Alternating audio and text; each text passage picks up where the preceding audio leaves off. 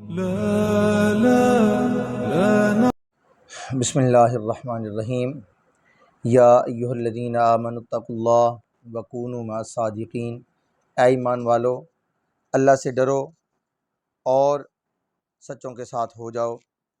سامعین جی وقار، اللہ کریم نے قرآن پاک کے اندر ارشاد فرمایا کہ یا ایہا الذین آمنوا، اے ایمان والو۔ اللہ مخاطب ہے ایمان والوں سے، اے ایمان والو اتقوا اللہ، اللہ فرماتا ہے مجھ سے ڈرو، وکونوا مع الصادقین، اور سچوں کے ساتھ ہو جاؤ۔ اب سچے لوگ کون ہیں؟ جن کو اللہ کہتا ہے الا ان اولیاء اللہ لا خوف علیہم ولا هم یحزنون، جن کو اللہ اپنا دوست کہہ رہا ہے، اپنا ولی کہہ رہا ہے، وہ لوگ سچے لوگ ہیں، وہ لوگ سچے لوگ ہیں۔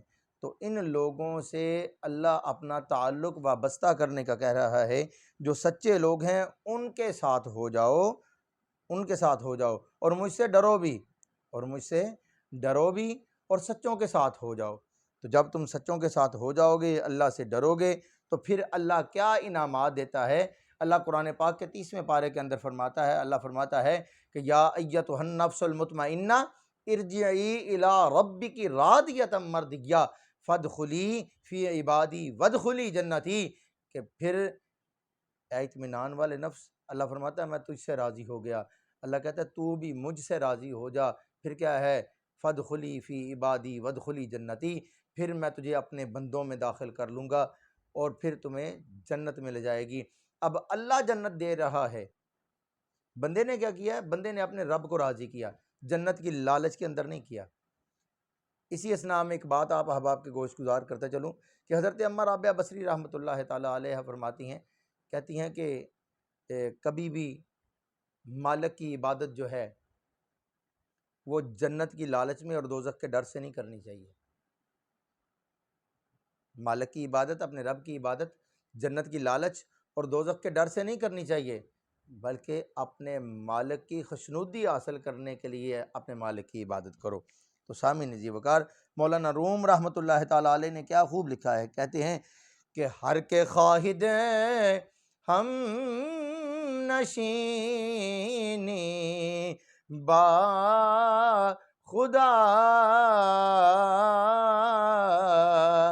او نشیند دے حضور اولیاء۔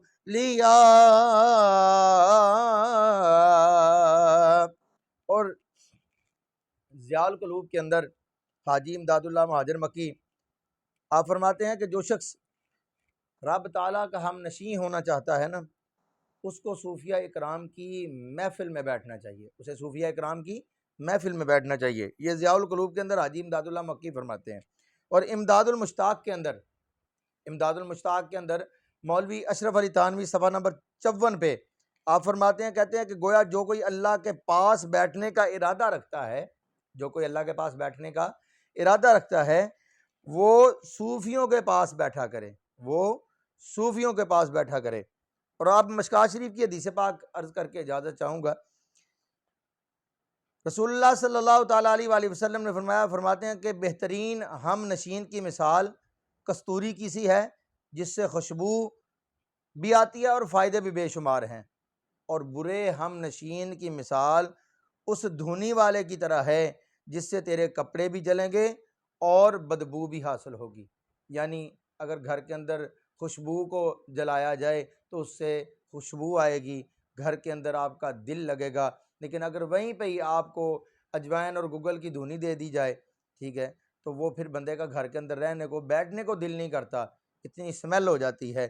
تو اس لیے اللہ والوں کے ساتھ اپنا تعلق وابستہ کریں، کہ اگر آپ کا تعلق اللہ والوں کے ساتھ ہوگا تو آپ کی یہ دنیا بھی بہتر ہو جائے گی، آخرت بھی بہتر ہو جائے گی۔ تو موضوع کیا تھا آج کا؟ یا ایھا الذین آمنوا اتقوا اللہ وکونوا مع الصادقین۔ اے ایمان والو، اللہ ایمان والوں سے مخاطب ہے، اے ایمان والو اللہ سے ڈرو اور تقوی اختیار کرو، اللہ سے ڈرو اور تقوی اختیار کرو، اور سچوں کے ساتھ ہو جاؤ۔ سچے وہی ہیں جن کو اللہ قرآن کے اندر اپنا دوست، اپنا ولی گردانتا ہے۔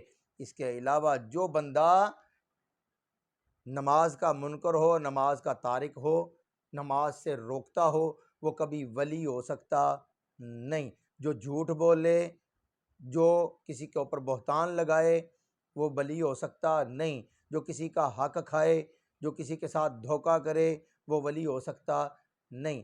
اس لیے اللہ نے قرآن کے اندر ایک معیار بتا دیا ہے کہ الا ان اولیاء اللہ، جن کو اللہ اپنا دوست رکھتا ہے، پھر ان کے لیے اس دنیا میں بھی کوئی خوف نہیں ہے اور آخرت کا بھی انہیں کوئی غم نہیں ہے۔ وما علینا الا البلاغ۔ أحتاج المال كي نزل